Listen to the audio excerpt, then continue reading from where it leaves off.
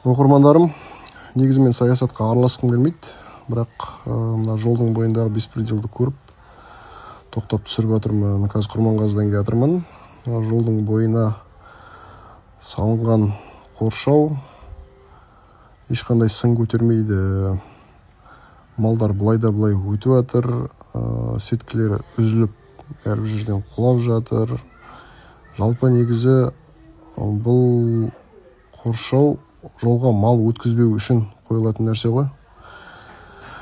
Ол бірақ өзінің функциясын атқарып тұрған жоқ.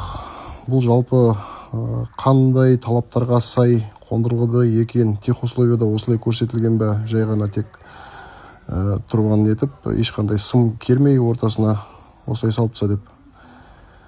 Жалпы қалай қабылдады АВР, қалай қол қойылды, қалай ақша төленді, маған сол жағы қызық болып тұр. Мен болсам, мысалға, мынандай жұмысты қабылдамас едім.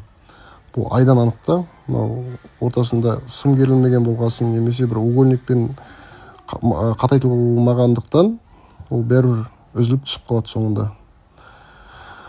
Үшін мен айтқым келетіні, егер жасасаңыздар, кәдімгі әдемі қылып, мықты қылып дұрыстап жасаңыздар, адам қарағанда сүйсінетіндей.